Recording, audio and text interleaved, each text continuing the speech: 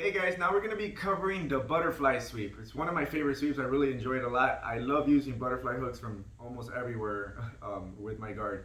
So we're going to talk about that, and then we're going to cover how to actually end up in side control after we do it. A very basic way to kind of get a butterfly sweep. So at first I want to talk about kind of how we're going to be positioning our feet, because we cannot be trying to sweep with two butterfly hooks inside, because we're going to eventually have to come up on top. So something that I enjoy doing when I get my butterfly sweep is that once I create the hook, I put this foot behind me and I activate my toes. You see how my toes are active?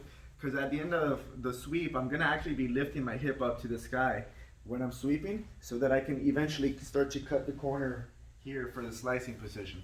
But I am gonna need that elevation of my hip. If I just stay here and try to sweep from here and I never come up, the sweep won't be very successful. So I have to find a way to come up on top. Just drilling this alone will be good to get used to the movement. So I'm gonna be over here with an underhook. There's a lot of things we can do to control the arm, but ultimately what I'm trying to prevent her from doing is being able to distribute her weight to her hands in front of her. Because if she distributes her weight to her hands, now she has a new base, and if I try to lift her, she can just shift her hip and she'd be crushing my legs on top here. And that happens a lot. But the only way that they're able to do that, again, is if they're distributing their weight to their hands. So if I create this underhook's purpose is to make sure that she doesn't put her hand on the floor, right? And then I'm gonna control this arm too. Simple way to kind of just start off is pushing the arm to the stomach. Because this way, if she tries to put her hand on the floor, she won't be able to if I kind of stop it from happening. And her trying to do so will actually help me with the sweep.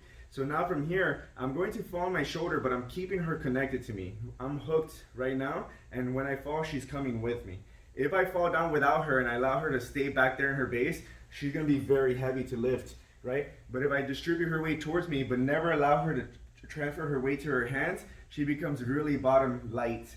And then as I go here and sweep, I start picking my hip up. And then from here, I start ending with the slice position.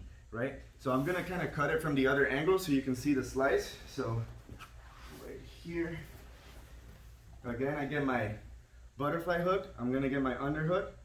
I'm going to bring her down, trap her arm, lift my hip up. And right as I get to here, I'm gonna cut this angle right here. I already have my underhook on the other side, so you'll have a successful pass here once you sweep. Cool?